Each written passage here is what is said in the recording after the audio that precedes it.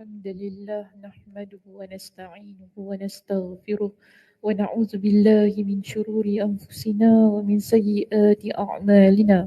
من يهده الله فلا مضل له ومن يضلله فلا هادي له، وأشهد أن لا إله إلا الله وحده لا شريك له، وأشهد أن محمدا عبده ورسوله. أما بعد، رب اشرح لي صدري ويسر لي أمري واحلل عقدة من لساني يفقهوا قولي. ربي زدني علما وارزقني فهما. اللهم إنا نسألك علما نافعا ورزقا طيبا وعملا متقبلا. السلام عليكم ورحمة الله وبركاته.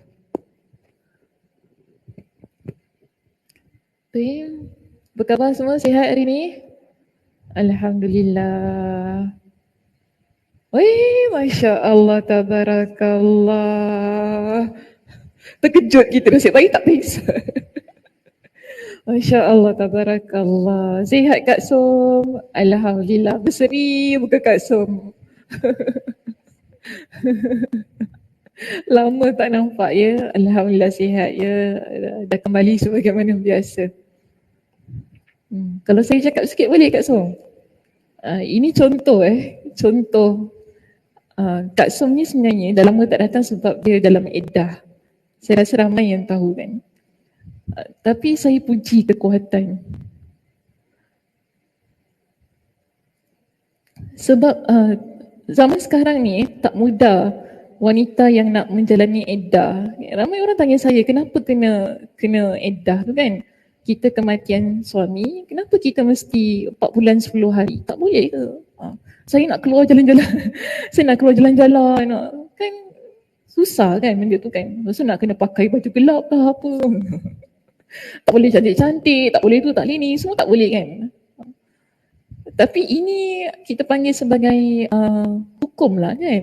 Kalau hukum lah begitu. Melainkan kalau kita bekerja. Betul tak? Kita bekerja memang takkanlah office nak bagi kita cuti 4 bulan 10 hari kan. Ni office bapak kita. Kalau gitu memang tak boleh lah. So kalau tak ada apa-apa, kalau macam ada yang boleh membantu anak-anak ke apa kan, jalani iddah tu dengan baik. Alhamdulillah Kak Som, saya nampak cara dia menjalani iddah tu dengan taat kepada Allah Subhanahu Wa Taala. Itu satu perkara yang sangat baik untuk kita sama-sama muhasabahkan. Okey, baik terus kita masuk pada pengajian kita hari ini. Muka surat berapa kita hari ini? 440 kan? 435 tinggalkanlah, tak apa. Saya dah beritahu kan ya, ayat-ayat belakang tu nanti boleh baca sendiri. Jadi tak apa, tinggalkan sahaja. Kita terus masuk kepada bab kita yang kelima, bertajuk keterkaitan hamba dengan Rabb-nya. Hari ini nak mengajar sekejap je boleh tak? Tak boleh? Ustaz tak lambat nak mengajar sekejap. Apa? Okey baik, bismillahirrahmanirrahim. Keterkaitan hamba dengan Rabb-nya. Kita lihat di sini ya, poin kita A. Topik ini ada 2 poin. Jadi kita lihat poin A terlebih dahulu. Saya poin A dia dah 1 jam dah ni. Okay. Poin A di sini bertajuk 3 hal pengait antara manusia dan penciptanya. Itu hubungan seorang hamba dengan Allah dan akan tetap terputus hingga kehendak dan cintanya memiliki keterkaitan dengan wajahnya. Wajahnya tu bermaksud Allah Subhanahu Wa Taala yang maha tinggi. Okay, jadi kita ni sebagai hamba Allah, kita ada hubungan antara kita dengan Allah yang perlu dijaga dengan sebaik-baiknya. Jadi bila kita ni nak jaga hubungan kita dengan Allah Subhanahu Wa Taala, perlu mengaitkan antara kita dan penciptanya. Keterkaitan di sini diberikan kepada kita dengan 3 maksud utama di situ. Pertama, mengaitkan dan menambatkan cintanya kepada Allah sehingga tidak ada sesuatu pun yang menghalangi dia dengan Allah. Ni macam semalam lah. Semalam siapa pergi kuliah? Masjid Kampus Gelap. Kak Som belajar apa Kak Som? Nak mengaitkan cinta. Cinta kepada Allah.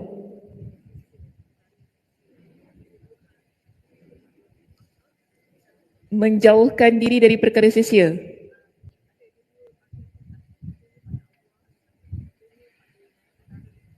Oh, satu cinta pada Allah, satu cinta pada perkara yang sia-sia. Okey, kita lihat macam gini situasi cinta kepada Allah ni. Sekarang ni poin yang pertama, kita sekarang sebagai hamba Allah, kita nak mengaitkan kita sebagai makhluk dengan pencipta. So di sini yang pertama ialah kita perlu kaitkan cinta yang ada pada hati kita ini dengan Allah Subhanahu Wa Taala. Jadi bagaimana kita kena faham ni, bagaimana kita nak mengaitkan cinta kita kepada Allah Subhanahu Wa Taala. Kita sekarang bila kita kata kita cinta Allah ni, semua orang mengaku kan? Ada tak kat sini yang tak nak kata saya tak cinta Allah? Ketawa. Semua cinta Allah. Angkat tangan, siapa tak cinta Allah? Tak berani kita. Bermakna semua orang boleh mengaku diri mereka mencintai Allah. Tetapi kita lupa satu perkara, iaitu bagaimana untuk dicintai oleh Allah Subhanahu Wa Taala.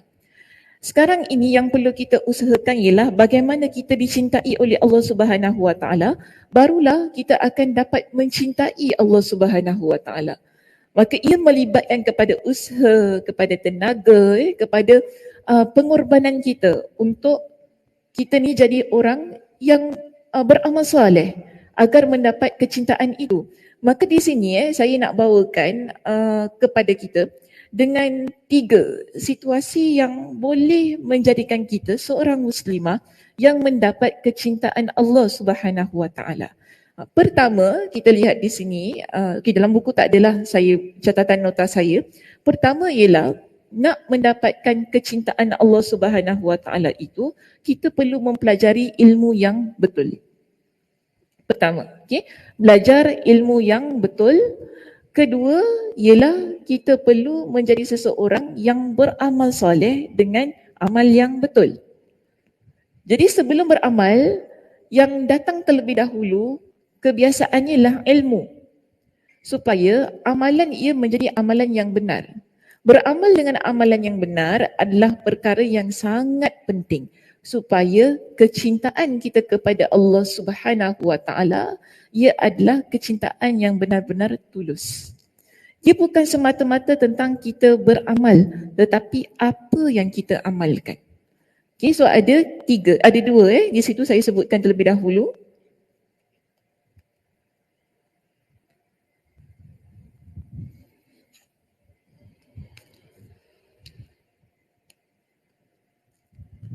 Tadi poin kita yang satu apa? Mengaitkan apa? Tak. Poin dekat ni, kitab.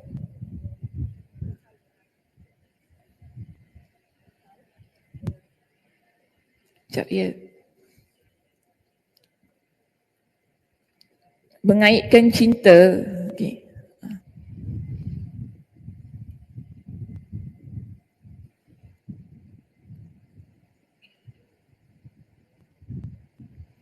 Mengaitkan cinta dengan Allah. Senang tak nak kaitkan cinta dengan Allah? Susah. Macam mana Liza? Kalau kita nak kaitkan cinta dengan Allah? Bagi saya satu contoh.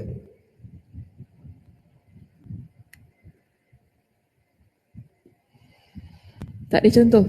Tak ada, okey. Next hujung sini. Mak Isa. Dah, kau ni susahkan aku. Buat apa yang Allah suruh? Okey, Mak Esa ada benda apa yang Mak Esa cinta dalam hidup ni? Siapa Aku cinta siapa? Tak ingat. Okey, cinta keluarga. Sekarang boleh tak kita nak kaitkan cinta keluarga dengan cinta Allah? Itu.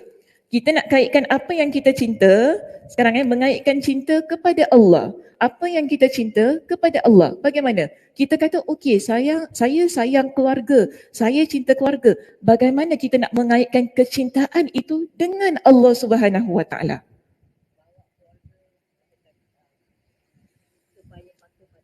Bawa keluarga supaya patuh. Saya sikit lagi nak kata bawa keluarga pergi umrah. Bawa keluarga, rupanya bawa keluarga patuh kepada Allah. Maknanya bawa keluarga kepada jalan Allah. Itu boleh mengaitkan cinta kita kepada Allah Subhanahu Wa Taala. Macam itulah. Macam tu ke? Kita cinta kepada keluarga, so sekarang kita nak kaitkan cinta itu kepada Allah, kita bawa keluarga kita supaya menjadi keluarga yang taat kepada Allah Subhanahu Wa Taala. Okey, boleh, saya boleh terima. Kejap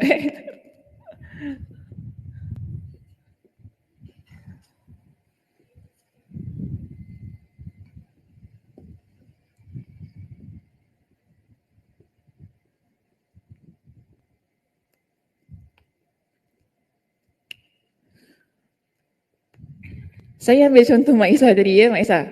Kata cinta kepada keluarga, so kita mesti bawa keluarga kepada insan yang mentaati Allah Subhanahu Wa Taala. Itu bagaimana kita nak mengaitkan cinta kita dengan Allah Subhanahu Wa Taala. Baik, apa-apa perkara yang kita suka di atas muka bumi ini yang kita cinta, kita perlu serahkan ia kembali kepada Allah. Ini maksudnya bagaimana kita mengaitkan cinta kita kepada Allah. Contoh tadi cinta keluarga, kerana apa saya cinta kepada keluarga saya? Kerana Allah Subhanahu Wa Taala, dia begitu. Okey? Cik Ana sayang suami Cik Ana? Mestilah sayang tak sayang takkanlah.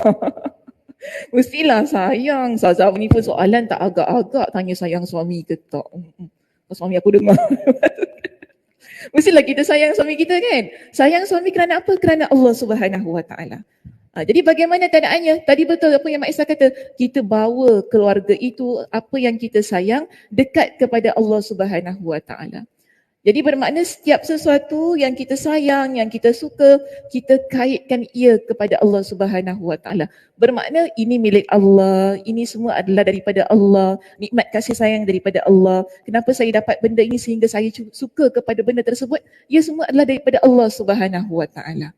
So ini cara kita mengaitkan. Namun kita kena faham, bila nak mengaitkan apa yang kita sayang itu kepada Allah, setiap apa yang kita cinta kepada Allah, kita perlu ada ilmu yang benar. Pertama, ilmu yang betul. Maknanya ilmu agama yang betul. Maaf dah tinggal dekat sini.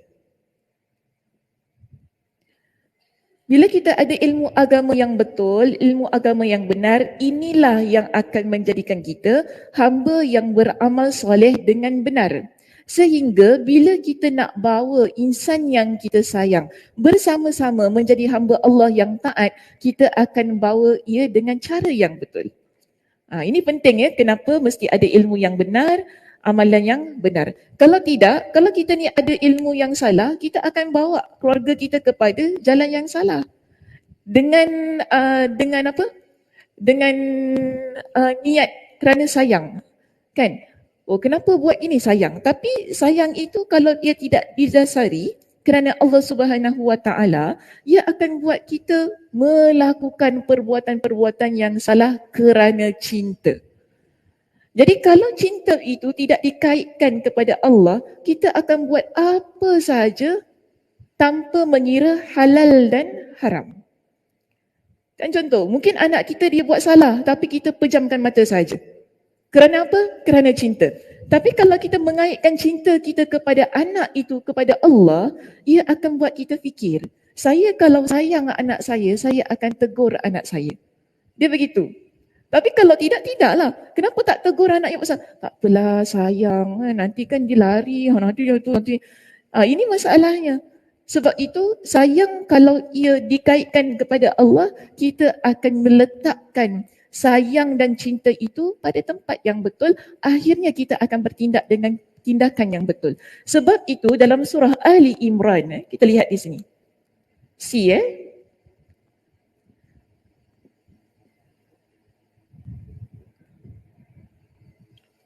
Dalam surah Ali Imran pada ayat yang ke-31, Allah Subhanahu wa taala memberitahu kepada kita bagaimana sebenarnya orang yang benar-benar cinta kepada Allah.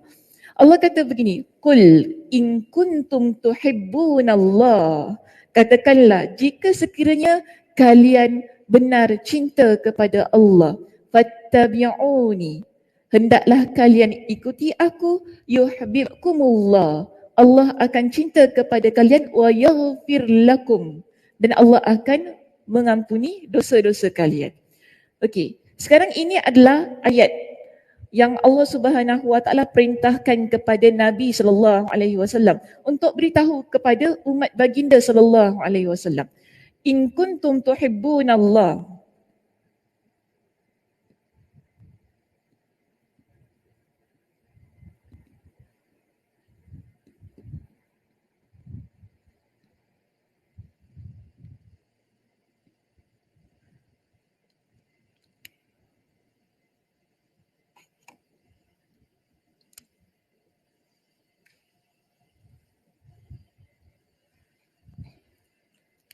Jika kalian adalah orang yang nak jadi orang yang cinta kepada Allah, satu, fattabi'uni.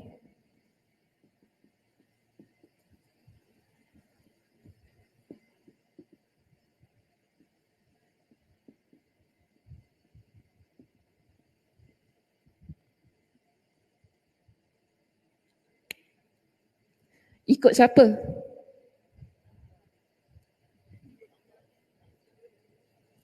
Tadi saya kata ini ayat siapa? Ikut Nabi sallallahu alaihi wasallam.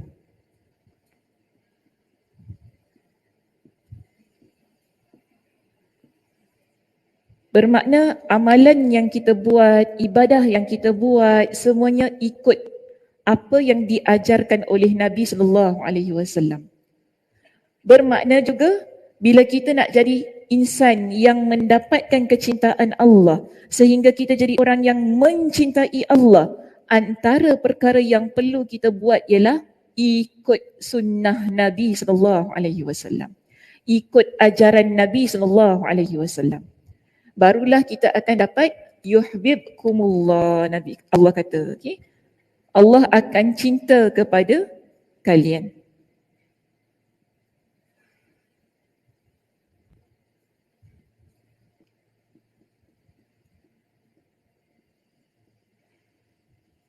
Yaghfir lakum, bukan sahaja Allah cinta, tetapi Allah Subhanahu wa taala akan, macam mana tulis ni?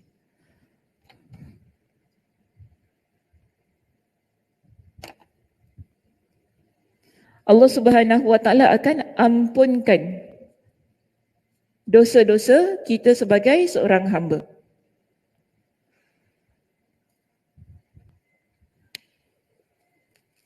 Ini jangan jadi ayat pengasih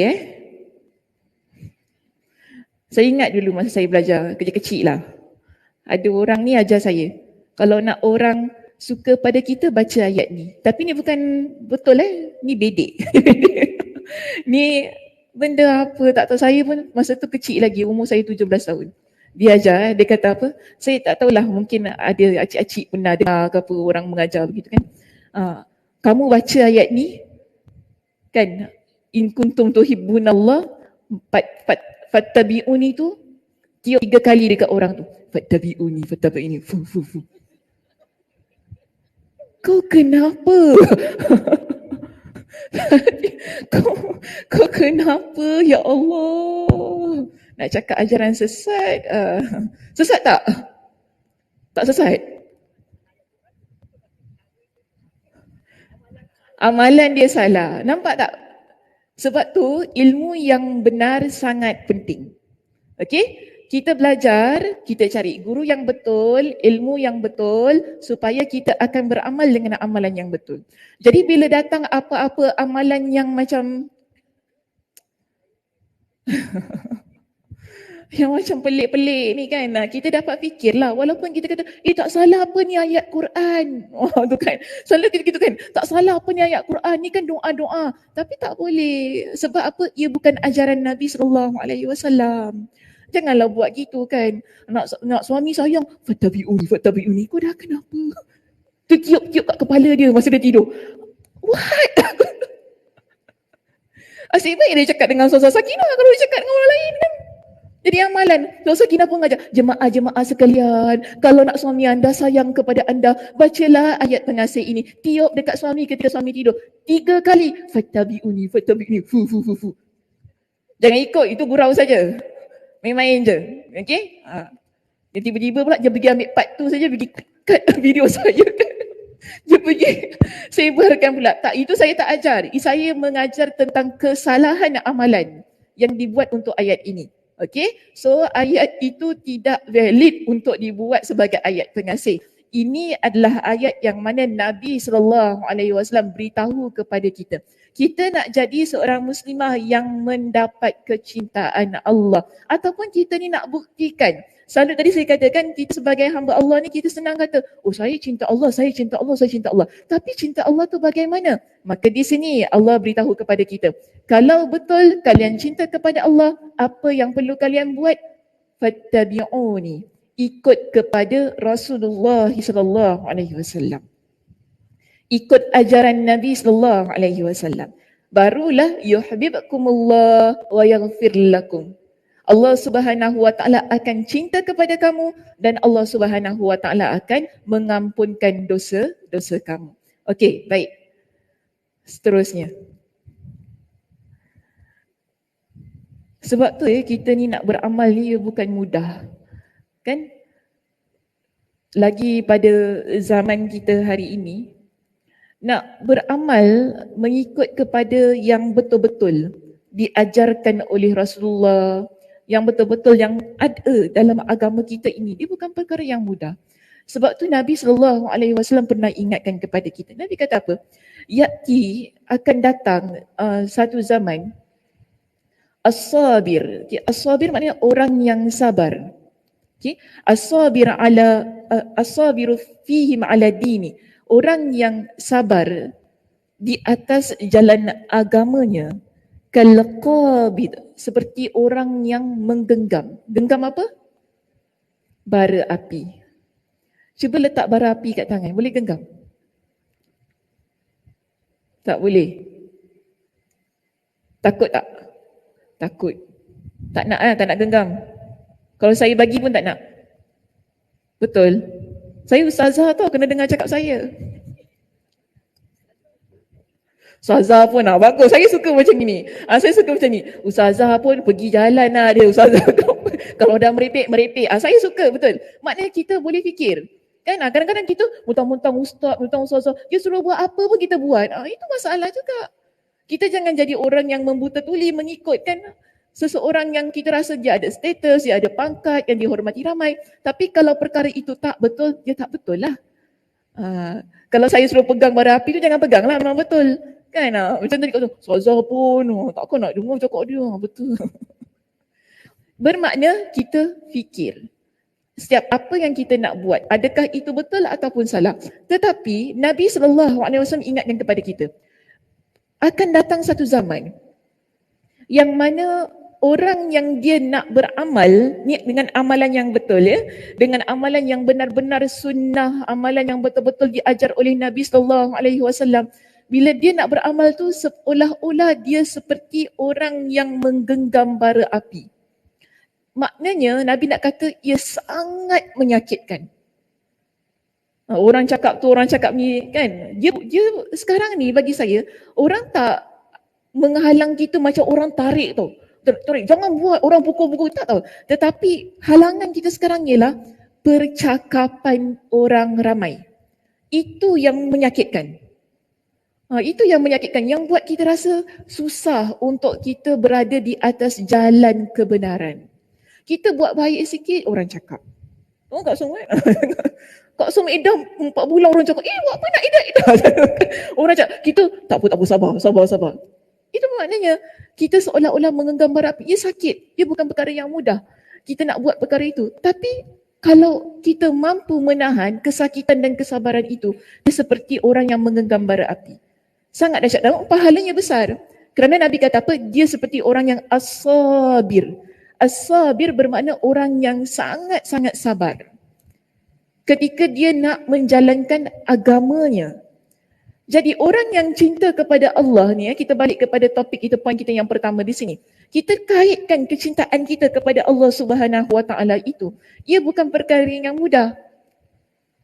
Ia sesuatu yang sangat mencabar jiwa kita, perasaan kita, bahkan pengorbanan yang luar biasa untuk terus berada di atas jalan kebenaran demi cinta kita kepada Allah Subhanahu Wa Taala. Kita contoh saya kata, kita sayang suami kita. Kita tak boleh untuk biarkan suami kita mungkin buat perkara-perkara yang tak sepatutnya. Kan? Suami kita mungkin kaki perempuan. Maaflah saya sebut gitu kan. Saya tak tahu lah terkena pada siapa. Kita main cakap saja contoh-contoh kan. Suami kita kaki perempuan, takkan kita nak biarkan? Kalau namanya cinta kepada Allah, kita kena usaha untuk bawa dia kembali kepada pangkal jalan. Tak boleh biarkan, tak apalah bang, yang penting awak tak ceraikan saya. Ini drama Astro.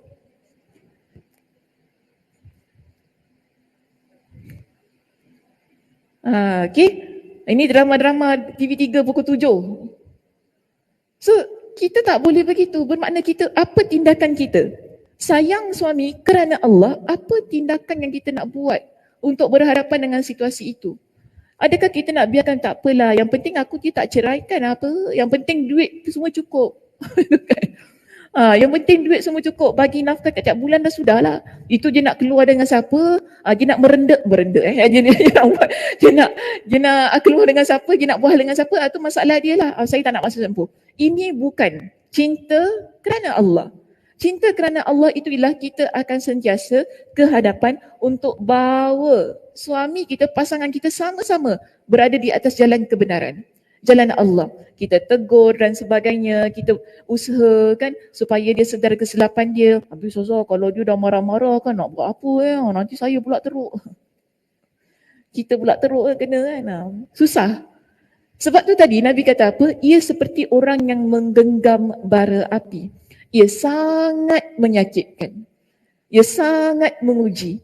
Orang yang tak kuat dia akan lepaskan bara api tu kan, dia akan lepaskan. Tetapi orang yang betul-betul sabar di atas jalan kebenaran, yang betul-betul cintanya kerana Allah, dia akan pegang betul-betul sehabis usahanya. Sehingga barulah boleh kata anda itu takdirnya. Gitu keadaannya. Dia tak tiba-tiba tak apalah anda itu takdirnya suami aku, gitu-gitulah. Bukan. Kadang-kadang leceh lah orang perempuan ni nak cakap kan. You tak objektif dalam hidup lah. Banyak ikut perasaan orang perempuan ni. Jangan, mungkin kata, Saudara Sakinah tak ada laki, bolehlah cakap gitu. Siapa kata saya tak ada laki? Marah. Saya hidup 14 tahun saya bersuami, dululah. So kita faham hidup rumah tangga tu bagaimana, kan? Bagaimana peritnya, bagaimana sayang, bagaimana sukarnya, bagaimana berbagai perasaan kita faham keadaan itu. Nanti tiba-tiba, kenapa saya cakap gitu? Sebab dulu ada orang je komen dekat Facebook saya. Dia kata apa? Yelah, tak kena cerai dengan lelaki kau, bolehlah kau cakap gitu. Sangat menyakitkan komen-komen yang macam ni. Netizen ni sangat dahsyat perangai mereka. Dah tak nak belajar kan? Komen macam-macam tentang diri kita. Sebab tu kita ni dalam hidup yang muslimah, wanita-wanita yang saya rasa anda ni wanita-wanita yang Allah berikan dengan akal yang begitu sihat, yang boleh berfikir dengan matang kan? Usaha kita ni memiliki ilmu yang betul, ilmu yang benar, dan perasaan kita perasaan yang berdasarkan kepada ilmu, bukan perasaan semata-mata. Kalau kita perasaan ni hanya perasaan semata-mata, cinta semata-mata, itu yang buat kita tak boleh dapat berfikir dengan baik. Akhirnya kita pun macam tak naklah, itulah, inilah, nampaknya lemah. Kan nampaknya lemah. Tapi sebenarnya kita tak lemah. Cuma Allah Subhanahu Wa Taala memberikan kepada kita dengan perasaan yang lebih. Sesuai dengan penciptaan kita sebagai seorang wanita, sebagai seorang ibu yang perlu ada jiwa yang lebih. Tetapi perasaan yang lebih ni, yang merupakan amanah daripada Allah, kita perlu hiasi ia dengan ilmu. Bila kita ada ilmu, mantap kita ni. Itu yang menyebabkan kalau berlaku apa-apa dalam hidup ini, ilmu itu dia akan ke depan. Yang akhirnya kita dapat fikir dengan betul. Kalau tak nanti jiwa, asyik perasaan, tak naklah, itulah, inilah kan. Susah. Kita akhirnya membiarkan diri kita terperangkap pada satu situasi yang sebenarnya menyakitkan diri sendiri. Okay, jangan jadi begitu. Kenapa kita belajar? Memang kerana Allah Subhanahu Wa Taala. Tapi ilmu itu sangat penting untuk kita memandu jiwa dan perasaan kita. Memandu hati dan apa yang ada pada yang kita letakkan dalam hati ini, supaya ia tak semata-mata tentang perasaan, tetapi ilmu yang memandu kita untuk buat apa sahaja dengan cara yang terbaik. Okey, so satu di sini seorang wanita yang mana dia kalau betul-betul kalqabidi, yang berpegang atas bara api itu kan yang dia pegang, kalqabidi alal jamri, bahasa Arab itu panggil alal jamri, yang pegang bara api itu sekuat-kuatnya. Inilah yang Nabi kata wanita yang sabar di atas agamanya. Walaupun apa yang berlaku, walaupun orang kata itu, orang kata ini, tapi dia tak jadi orang yang mudah terkesan dengan setiap kata-kata orang. Yang penting dia tahu saya berada di atas jalan agama saya buat kerana inilah yang ditetapkan dalam agama, saya berpemikiran sedemikian kerana inilah yang diajarkan oleh Rasulullah SAW kepada saya. Dah, cantik. Gitu keadaannya. Baru tepat mengaitkan cinta seorang hamba kepada Allah. Ya, nak tanya. Oh ni gini ni nak kena apa? Ya.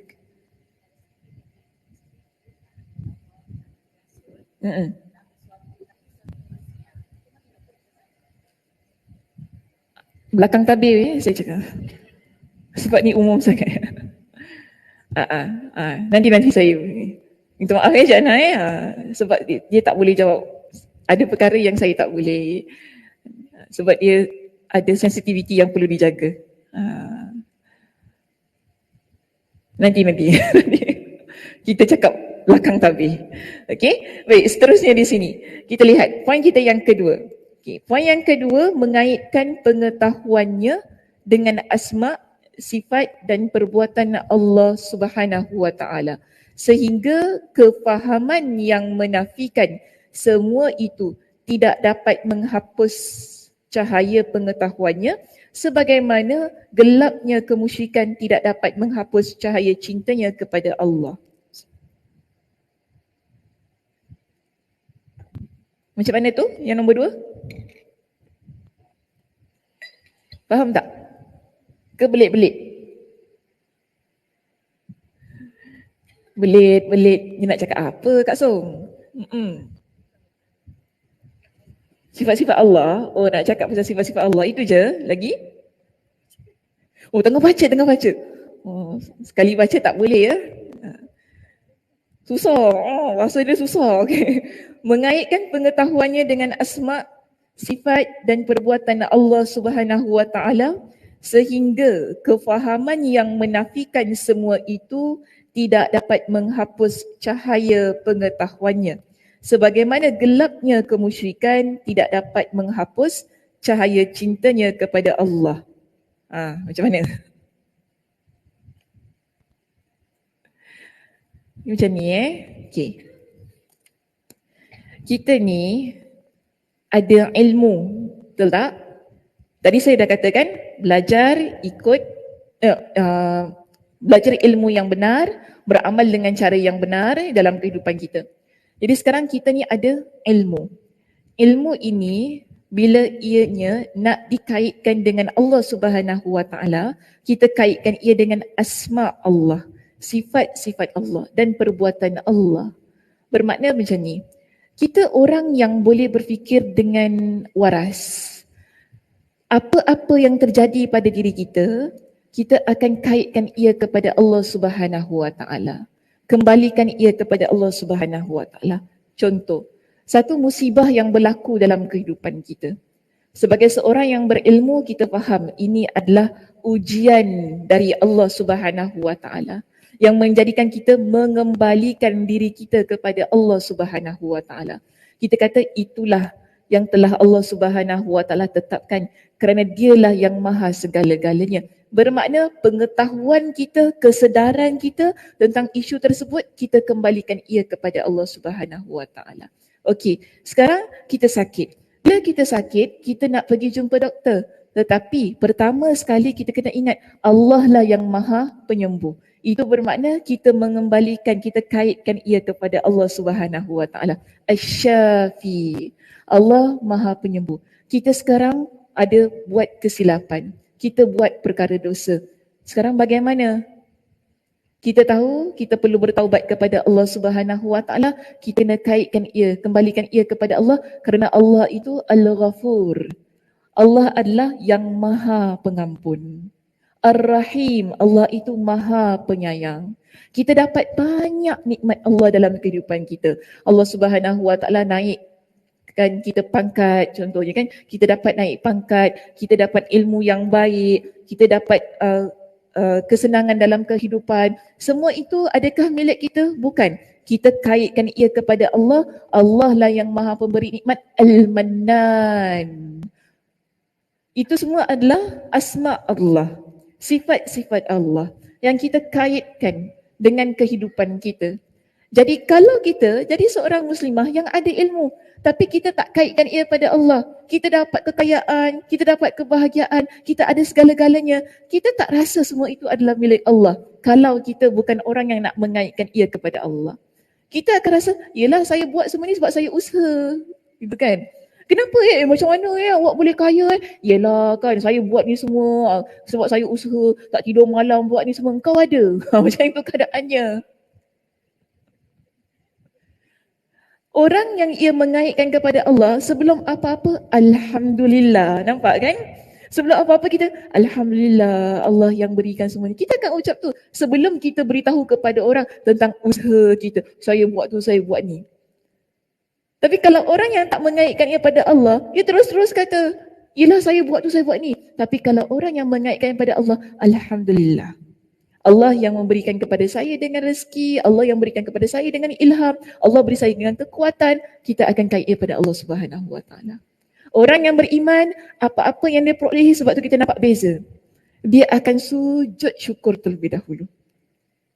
Allah berikan kepada dia kemenangan, sujud Alhamdulillah. Itu orang yang beriman. Dia meletakkan, maknanya dia mengaitkan setiap apa yang dia ada dalam kehidupan dia itu, pengetahuan dia, semua, setiap sesuatu, pengetahuan, kekayaan, pemberian yang ada pada diri dia, semua itu adalah daripada Allah. Sebab itu dia sujud syukur, sebab itu dia bersyukur kepada Allah, sebab itu dia jadi orang yang sabar, sebab itu jadi orang yang betul-betul mengharap pada Allah, dikaitkan segalanya kepada Allah. Jadi ini poin kita yang kedua. Nabi kata apa? Inna lillah, sesungguhnya Allah Subhanahu Wa Taala memiliki 99 isman. Allah Subhanahu Wa Taala memiliki 99 nama. Okey? Man ahsaha dakhalal jannah. Siapa yang menghitung ataupun dengan nama yang lain, siapa yang menghafal, maka dia akan masuk syurga. Hadis riwayat Imam Al-Bukhari. Hafal 99 nama Allah.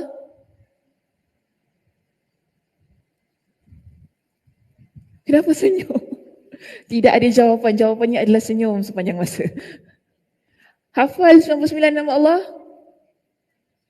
Oh, ingat nasyid. Nas'aluka ya mana. Tak payah nyanyi sampai habis. Nanti buka YouTube. Tiba-tiba hujan. Oh, memang tengah hujan. Hujan lebat nanti. Kalau dengar nasyid baru ingat. Oh, kalau tak dengar nasyid tak ingat lah. Nak kena rewind, ikut. Itu bukan hafal namanya tu. Itu bukan hafal. Tapi kalau lagu, ingat tak lagu? Tak ingat? Lagu Ahmad Jaiz tak ingat?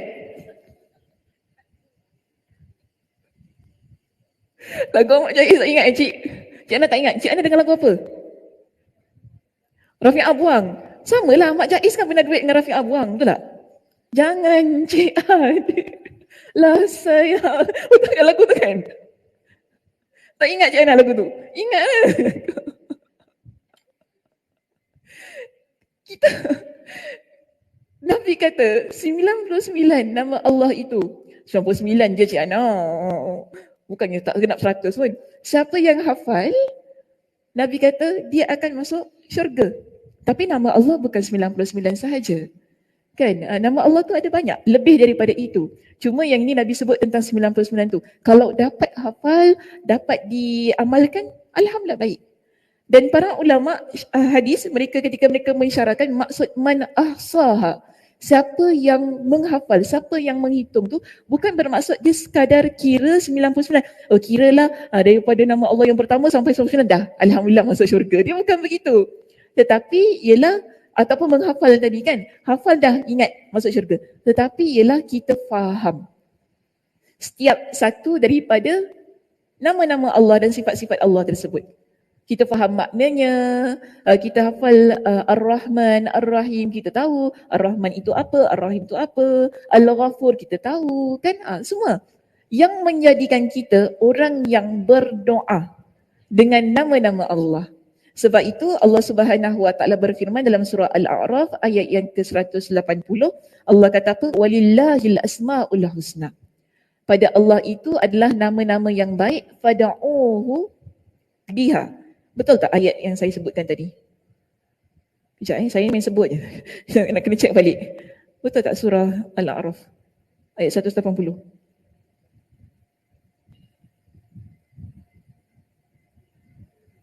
Ke salah? Betul.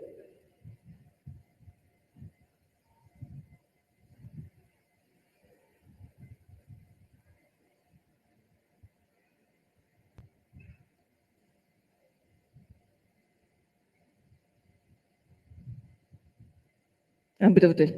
Okay, surah Al-A'raf ayat 180. Sebab saya tak catat kat sini, saya main sebut je. Okay, surah Al-A'raf ayat 180, Allah kata apa? Walillahil asma'ul husna fada'uhu biha. Dan bagi Allah itu ada nama-nama yang baik. Hendaklah kalian berdoa dengannya. Jadi ini menjadikan kita orang yang beramal dengan asma'ul husna tersebut. Bukan hanya semata-mata kita hafal, tapi kita mengamalkan ia dalam doa. Contoh, kita tahu Allah itu yang maha pemberi rezeki. Kita menggunakan nama Allah Ya Razzaq. Kan wahai yang maha pemberi rezeki, kurniakanlah kepada aku dengan rezeki.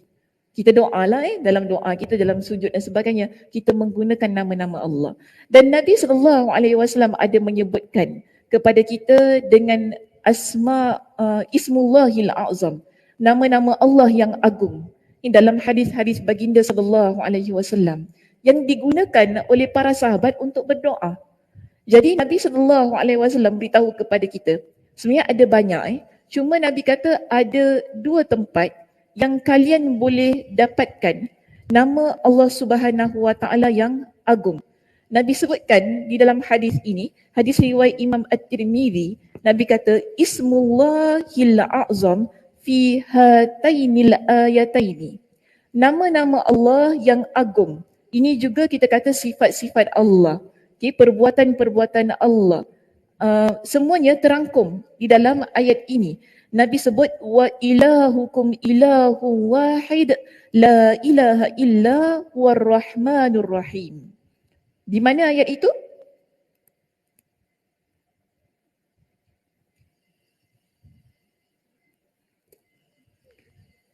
Surah Al-Baqarah ayat 163. Okey?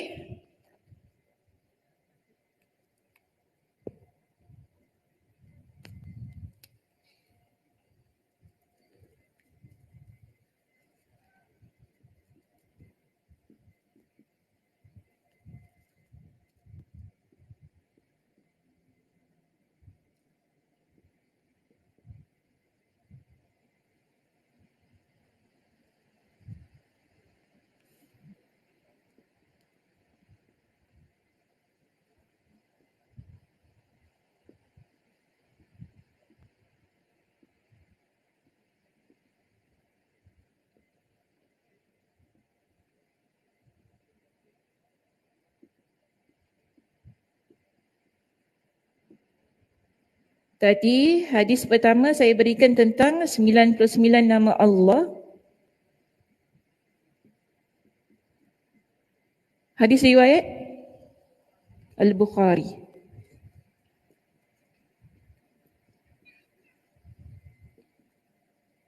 Siapa yang hafal 99 nama Allah, maka dia akan masuk syurga. Okey. Nabi ada sebutkan dua tempat, dua ayat.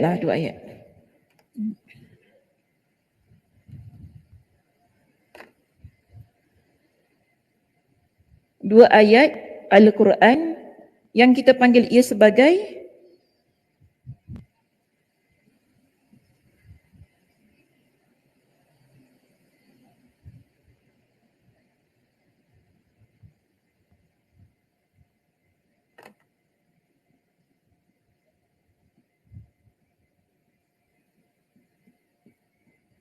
dengan nama-nama Allah yang agung. Okey, ayat pertama Nabi sebut, kenapa pegang handphone Sakinah?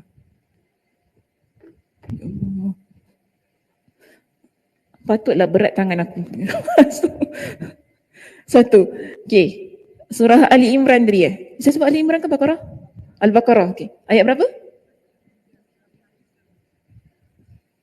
Apa bunyinya?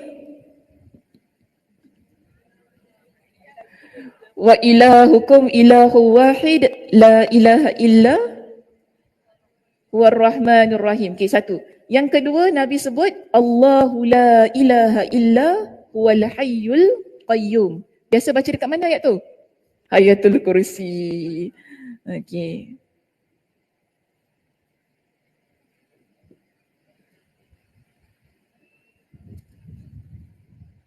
Ayatul Kursi surah Al-Baqarah. Tapi tu bukan ni. Sekejap. Dalam hadis tak sebut ni. Dalam hadis sebut surah Ali Imran. Tapi boleh juga ambil surah Al-Baqarah tu.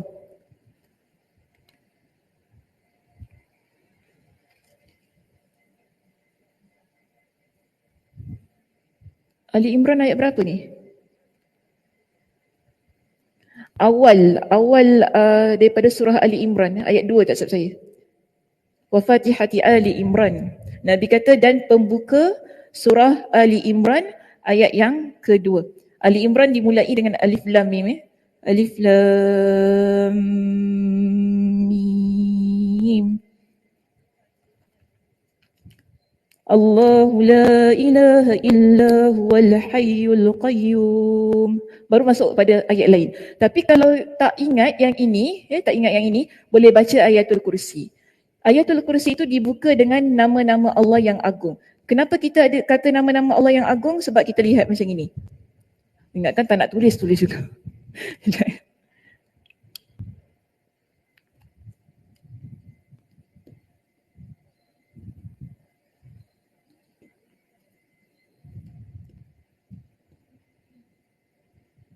Wa ilahukum ilahu wahid. La ilah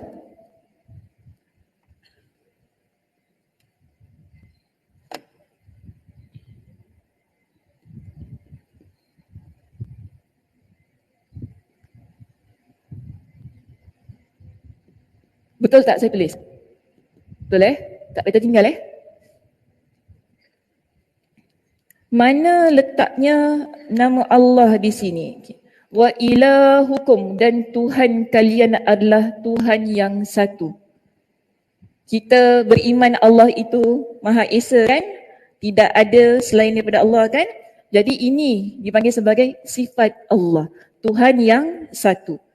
La ilaha illallah. Tidak la ilaha illa. Okey, la ilaha illa. Tidak ada yang selain Allah. Ini juga kita panggil ia sebagai sifat Allah, nama-nama Allah.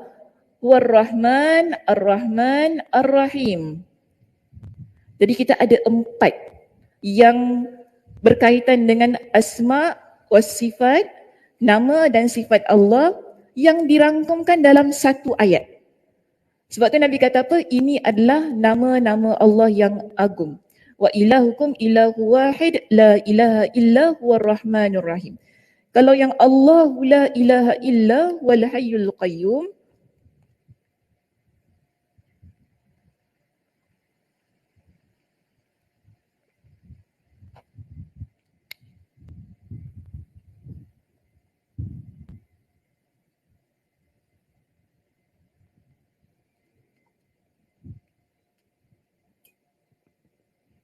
oh tak boleh matikan.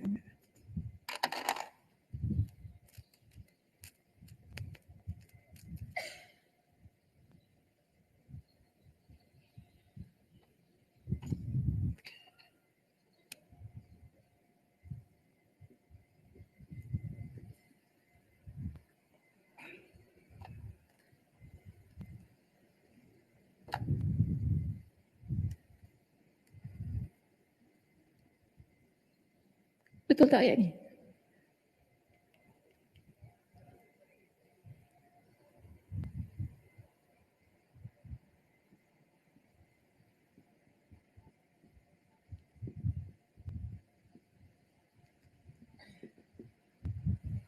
Okey, kita nampak di sini.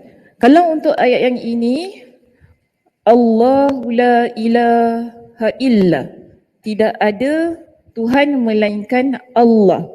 Okey. Al-Hayyu Al-Qayyum. Ni nama-nama Allah kan terangkum dalam satu ayat. Maka sebab itu ada dua ayat ini. Surah Al-Baqarah ayat 163 dan surah Ali Imran ayat yang kedua, Nabi kata Ismullahil A'zam. Nama-nama Allah yang agung. Ada pada satu ketika Nabi SAW bersama dengan seorang sahabat sedang duduk-duduk. Ini sahabat ni namanya Anas. Jadi Anas ni cerita bahawa ada seorang lelaki, dia solat. Bila dia solat ini, dia berdoa selepas solat, Nabi dengar doa yang dia baca. Dan bacaan tersebut, ia merangkumi nama-nama Allah yang agung. Lelaki ini, dia tak sebut siapa nama lelaki ini. Bila dia doa, dia baca begini. Allahumma inni as'aluka bi anna lakal hamda.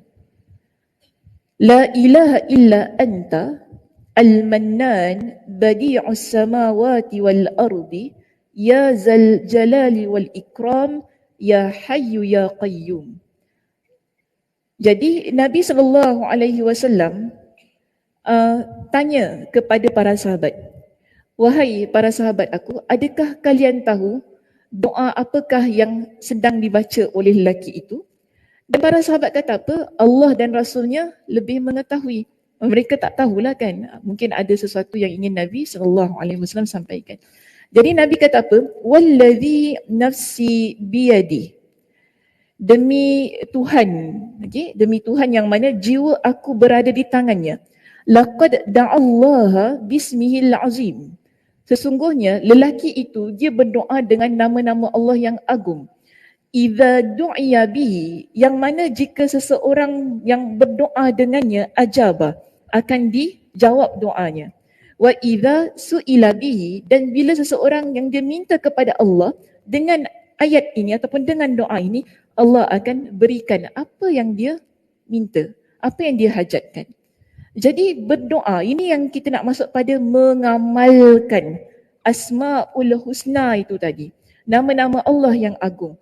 Dia bukan hanya setakat kita kira, kita hafal, tetapi bagaimana kita mengamalkannya dalam doa tersebut. Sampailah bila seorang lelaki itu dia merangkumkan banyak daripada nama dan sifat Allah dalam satu doa itu, Nabi kata inilah doa yang baik. Sehingga ada juga seorang sahabat yang mana dia berdoa, Allahumma inni as'aluka bi anna lakal hamd la ilaha illa anta as-samadul ahad. Dia gunakan qul huwallahu ahad. Lam yalid wa lam yulad wa lam yakul lahu kufuwan ahad. Dia gunakan itu sahaja. Dan Nabi kata ini juga adalah nama-nama Allah yang agung. Dan Nabi juga menyatakan siapa yang berdoa dengan doa yang sedemikian, iza du'iya bihi ajaba wa iza su'ila bihi a'ta.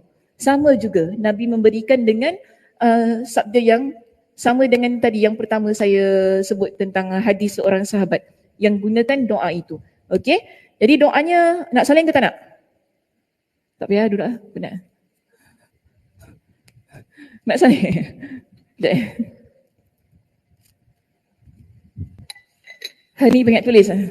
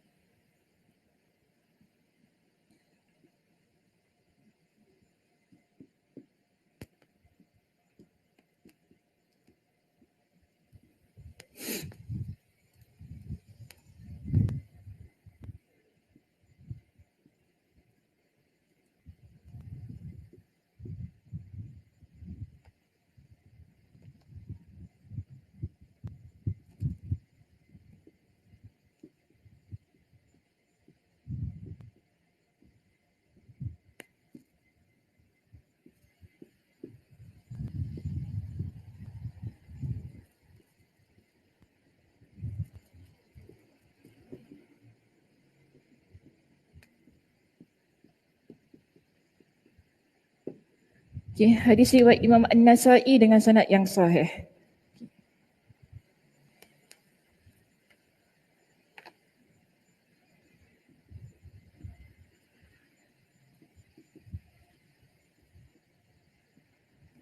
Allahumma inni as'aluka bi anna lakal hamd. Ya Allah, sesungguhnya aku memohon kepada engkau bi anna lakal hamd, dengan sesungguhnya pujian itu hanya untuk engkau. La ilaha illa anta. Ini kita masuk kepada asma sifat Allah yang pertama. Tidak ada Tuhan melainkan engkau. Al-Mannan, yang maha pemberi. Badi'us samawati wal ard, yang memiliki langit dan bumi. Ya Zal Jalali wal Ikram, yang memiliki keagungan dan kemuliaan. Ya Hayyu, yang wahai yang maha berdiri. Ya Qayyum, yang maha mengatur segala-galanya. Inni as'aluka. Ini masuk diri kita sendiri. Sesungguhnya saya meminta. Ini bukan asma Allah. Asma Allah daripada sini 1, 2,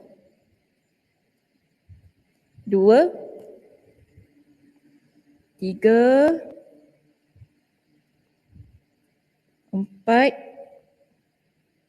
5, 6. Kuat sangat kuat doanya. Minta kepada Allah Subhanahu Wa Taala yang mana merangkumkan hingga 6 asma dan sifat Allah, perbuatan-perbuatan Allah di dalam doa ini, dan kita minta. Maknanya sebelum kita nak berdoa kepada Allah Subhanahu Wa Taala, baca ni dulu. Baru kita minta apa hajat kita dan sebagainya. Kan kalau siapa pergi umrah, tawaf, antara doanya ni baik. Saya masa kalau tawaf baca doa ni banyak-banyak minta. Sebab apa Nabi ingatkan pada kita, siapa yang berdoa dengan doa ini Allah akan beri. Kan siapa minta Allah beri, siapa berdoa Allah akan kabulkan. Jadi kita yakin bahawa Allah Subhanahu Wa Taala akan mengabulkan doa kita, Allah akan berikan kepada kita. Lambat macam mana dia tak kisah. Tapi yang penting kita minta kepada Allah Subhanahu Wa Taala. Baik doanya untuk diamalkan, okey? Tapi jangan pergi umrah je lah baca. Dia ambil poin kita pergi umrah je.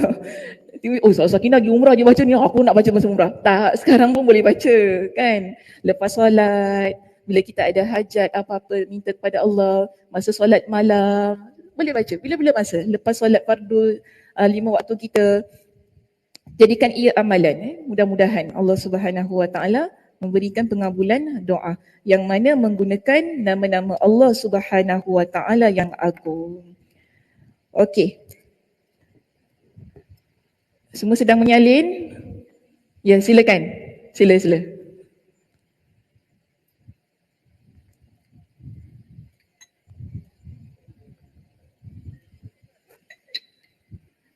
Kenapa Mak Isa?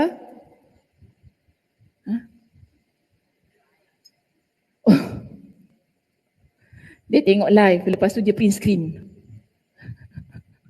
Pandai Mak Isa. Maknanya ke tadi maknanya Allahumma inni as'aluka, ya Allah sesungguhnya aku memohon kepada engkau bi anna lakal hamd, dengan sesungguhnya pada kamulah, pada engkaulah pujian yang dipanjatkan. La ilaha illa anta, tidak ada Tuhan melainkan engkau. Al-Mannan, Al-Mannan tu maknanya Allah itulah yang maha memberi segala-galanya yang kita minta. Badi'us samawati wal ard, yang menguasai langit dan bumi. Ya zal jalali wal ikram, yang memiliki kemuliaan, keagungan, kemurahan, boleh juga Ya Hayyu Ya Qayyum, betul Ya Hayyu Ya Qayyum, wahai yang maha hidup, Ya Qayyum, yang maha mengaturkan setiap sesuatu. Inni as'aluka, sesungguhnya aku memohon kepada engkau. Lepas tu beritahu apa yang kita nak. Kan? Nak ada jodoh je. Dapat jodoh, nak kaya, nak anak soleh, nak suami sayang kita seorang je. Tak apalah, doa je. Tak salah meminta. Tak salah berdoa. Boleh saja. Okey? Baik, seterusnya.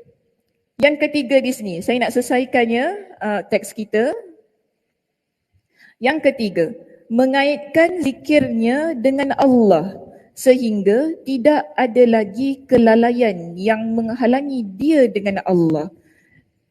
Juga agar tidak ada lagi keberpalingan kepada selain Allah pada saat berzikir. Yang nombor 3 ni mudah lah saya rasa. Cik mudah Ustazah. Dia mudah lah, kita yang kat depan ni mudah ke tak? Sebab banyak kali kan Ustazah bincangkan tentang zikir kepada Allah. Jadi bila kita berzikir ni, kita kena ingat Allah lah, bukan hanya semata-mata pada lidah.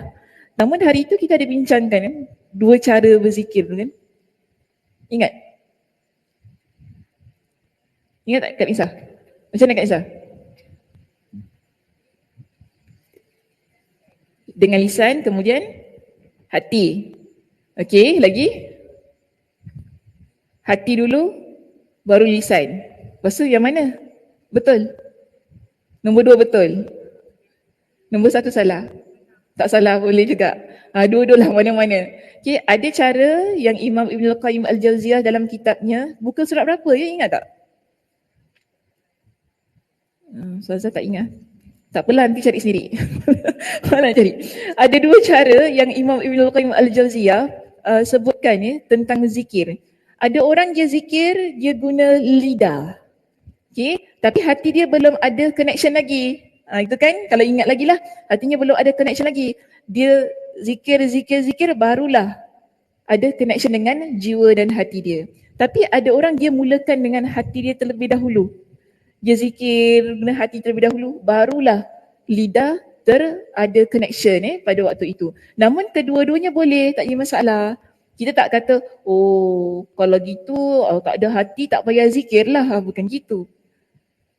Cuma yang penting di sini, kita perlu usahakan agar zikir tersebut kaitkan pada Allah Subhanahu Wa Taala.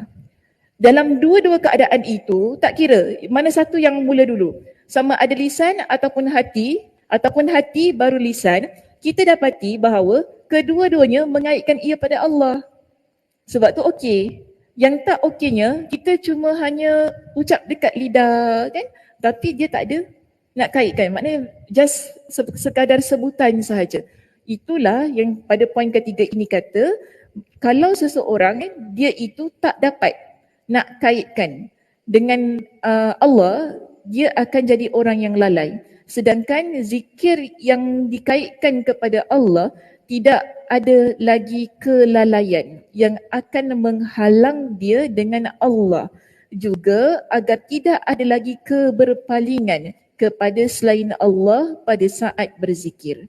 Ketika itulah zikir seorang hamba menjadi terkait dan tersambung dengan Allah Subhanahu wa taala.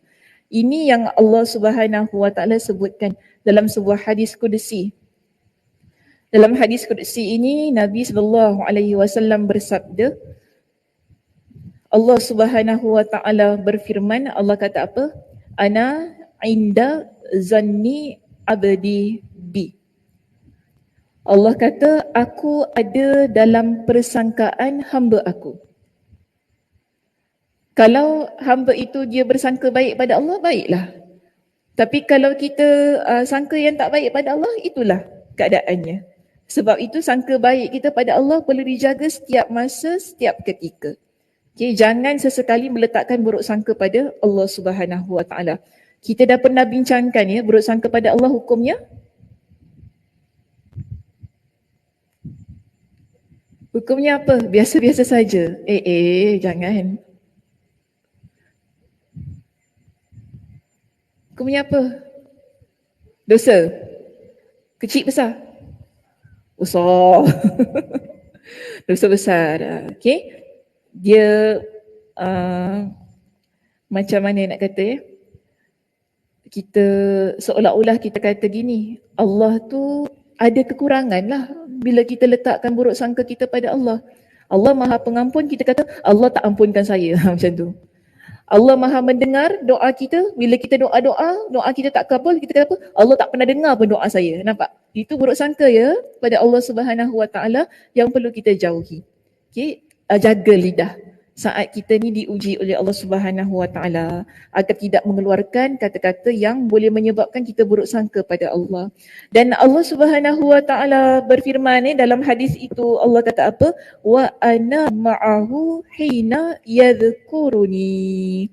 Dan aku bersama dengan hamba aku ketika dia ingat kepada aku.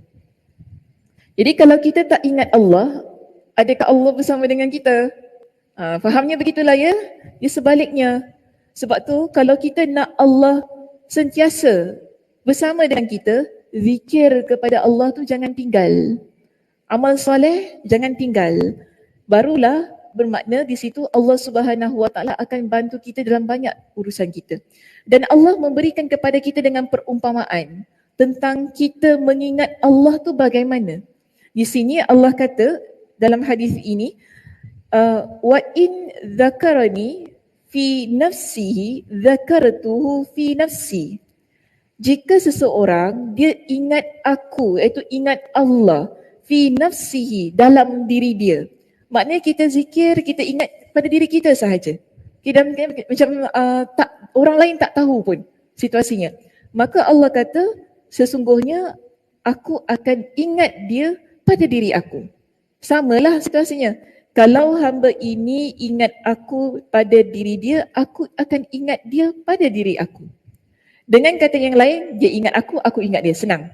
Okey? Lalu Allah Subhanahu wa taala kata, wa in zakarani fi mala'in zakartuhu fi mala'in hum khairun minhum. Jika dia ingat aku, maknanya kita berzikir pada keadaan satu kaum. Contoh kita duduk dalam kumpulan ini. Kumpulan ini adalah kumpulan yang baik-baik. Okay, muslimah yang solehah, yang taat kepada Allah.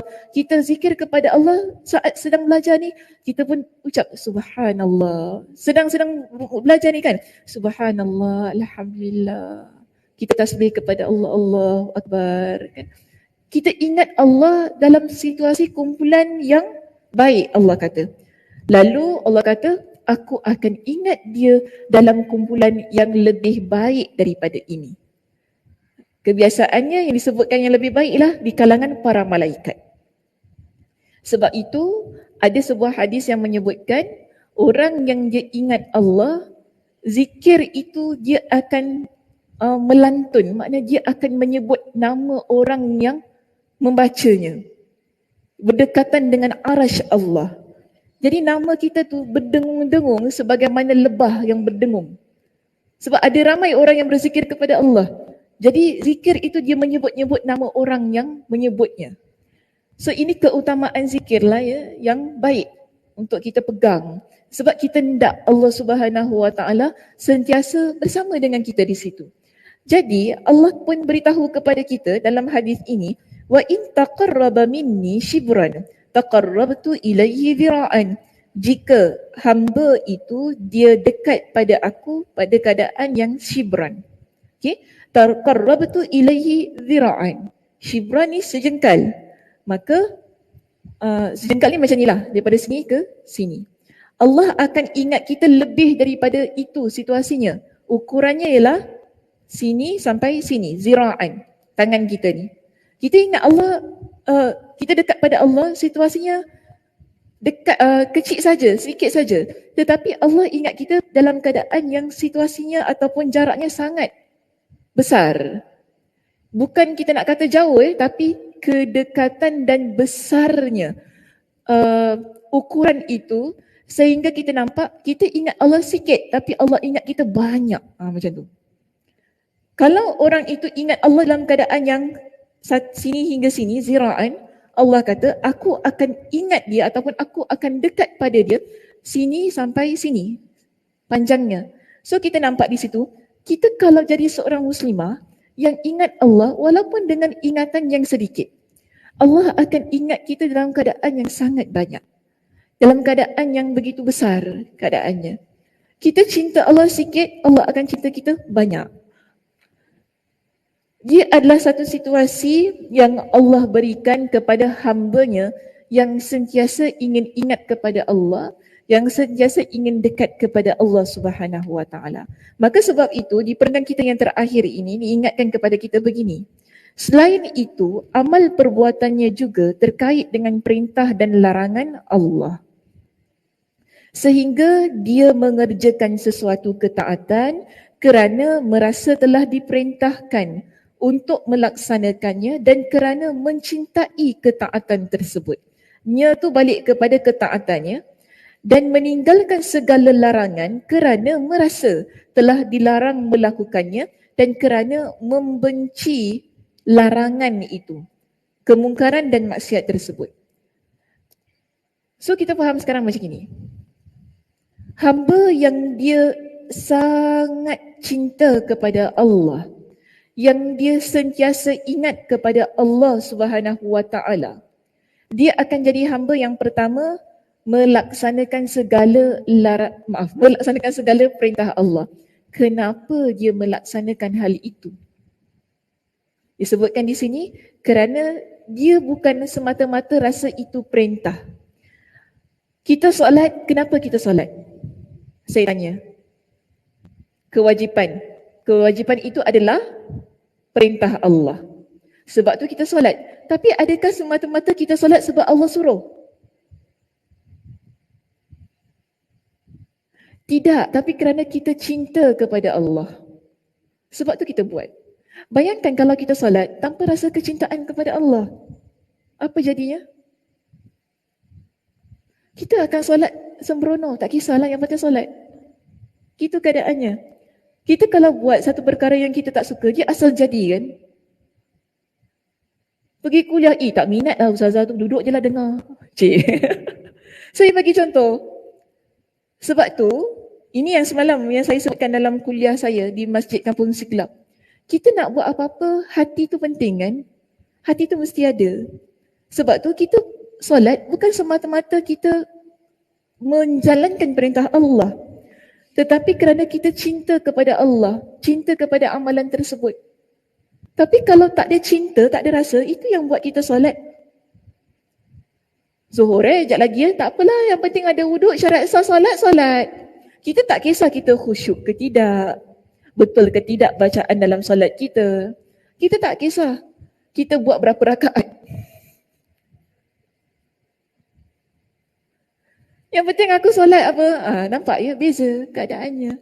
Tapi bayangkan bila kita buat solat itu, kita melaksanakan ibadah solat tersebut, ia bukan hanya semata-mata kerana menjalankan perintah Allah, tetapi kerana kita cinta, kita sayang, kita akan jaga ibadah solat tersebut. Kita akan jaga bacaan Al-Fatihah kita. Itu yang buat kita masuk kos solat, memperhalusi bacaan dalam solat. Betul tak? Betul lah, kenapa kita masuk kos memperhalusi solat? Sebab kita cinta pada ibadah solat kita tu. Kita bukan nak sembahyang sembarang kan. Tak apa kita solat. Kita nak memperhalusi kerana kita sayang dengan ibadah itu, sayang kepada Allah. Kita jaga khusyuk kita. Sampai kan soalan yang paling famous dapat, macam mana nak khusyuk dalam solat? Tak ada soalan lain ke? Macam mana nak khusyuk dalam solat? Macam nak khusyuk dalam solat? Ada kos khusyuk solat. Macam tu kan? Tujuannya, dan ramai orang masuk kursus-kursus yang sedemikian kerana orang cinta untuk memperbaiki, memperhalusi solatnya. Di sini membuktikan kepada kita, beramal itu dia bukan hanya semata-mata kerana kita buat Allah suruh, tetapi kerana kita ada hati, kita ada cinta. Kalau tak ada hati, nak masak memang masak sembarang. Tu tak Cik Ana? Dah kalang kabut nak pergi kuliah susah, nak masak pula sarapan. Tak apa, cincang-cincang je lah. Goreng ikan bilis, makan korang anak beranak. Ikan bilis menjadi mangsa. Suami kata, yang ikan bilis bersyukur, yang penting ada makan. Saya ni tak ada mood nak masak hari ni. Jangan minta lebih-lebih. Kita ada mood dekat situ kan. Kita letakkan mood kita pada nak masak tu. Kalau tak ada mood, tak ada hati, memang cincai lah. Yang penting ada makan. Je gitu. Tapi kalau ada hati, ya Allah. Rasa nak masak nasi biryani hari ni. Leceh pun leceh lah. Kan buat dalca, lepas tu buat ayam masak merah, acah nenas, ya Allah ya Tuhanku. Sakit pinggang. Itu kalau saya bercinta lah, bercinta aku. Macam-macam nak masak tu kan.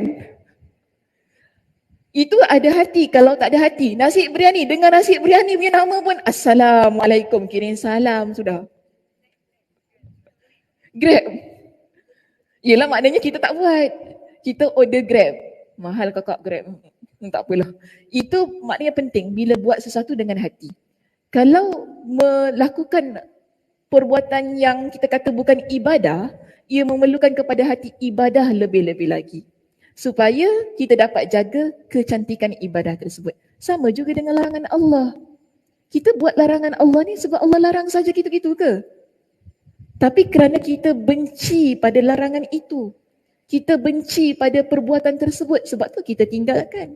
Kalau hanya semata-mata Allah larang, kita takkan tinggalkan perbuatan tu. Kita bila-bila masa kita boleh buat. Kita kalau ada rasa nak buat, kita buat kan larangan tersebut. Jadi sebab itu, dia mesti ada kebencian pada perbuatan yang Allah larang. Allah larang kita berzina contohnya. Kita tinggalkan perbuatan tersebut kerana kita benci perbuatan tu. Kita dengar pun dah, tak sukanya. Kadang-kadang kita dengar orang berzina, maaf saya beri contoh ni kan. Kita dah benci kan, tak suka. Kita nampak orang yang dah nak masuk ke arah perzinahan, kita tak suka, kita benci. Perbuatan-perbuatan yang boleh menjebakkan kita kepada perzinahan, kita benci. Kita tengok pun tak nak. Itu maknanya kita menjalankan, kita meninggalkan larangan Allah kerana ada kebencian pada larangan itu. Minum arak boleh? Minum arak tak boleh kan?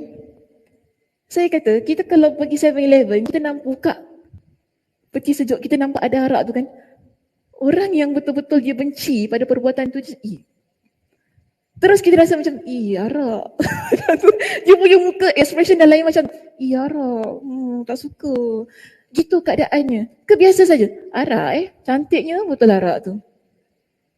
Apa rasa? Sedap. Perasaan macam tu tak ada. Sebab apa? Kita kalau dah benci, kita kalau tak suka seseorang, nama dia pun tak nak dengar. Macam tu kan? Kita kalau tak suka satu orang tu, kau jangan sebut nama dia lah. Bayang dia pun, nama dia pun aku tak nak lah. Gitu keadaannya. Samalah. Bila kita ini meninggalkan larangan Allah. Bila kita tinggalkan larangan Allah, ia bukan semata-mata sebab Allah larang. Tapi kita benci pada larangan itu sehingga kita tak ada rasa pun nak buat. Sehingga kita rasa jijik untuk melakukan larangan-larangan Allah tersebut.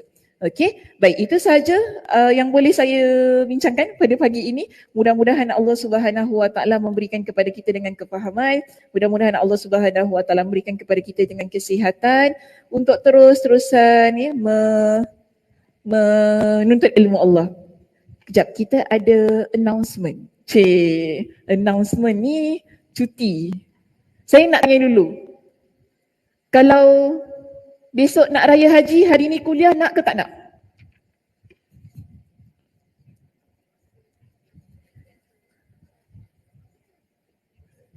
Puasa, pergi pasar, nak masak. Oh, faham. Sebab tu kita akan cuti pada hari tersebut. Ini announcementnya, okay? So kita akan cuti pada 28 hari bulan, kuliah tak ada. Jadi 21 hari bulan minggu depan kuliahnya akhirlah. So siapa nak datang, datang 21. Yang datang 28, tak ada kuliah. Sampai hati Ustazah penat-penat datang tak ada kuliah. Ustazah juga yang salah. Padahal dia suka ponteng kuliah. Padahal dia suka ponteng kuliah, tak dengar announcement kita. Okay, so 28 hari bulan sebab 29 kita hari raya ya. Jadi 28 mungkin siapa nak puasa, boleh fokus pada puasa kan. Nak pergi pasar, nak masak, nak ayam ketupat, silakanlah. Kita berikan laluan ya, kepada muslimah-muslimah nak berhari raya haji nanti. Okey, itu sahaja pengajian kita hari ini. Saya tutup dengan tasbih kafarah. Subhanakallahumma wa bihamdika asyhadu an la ilaha illa anta astaghfiruka wa atubu ilaik. Assalamualaikum warahmatullahi wabarakatuh. Ini berapa hari bulan ya? 14 ni.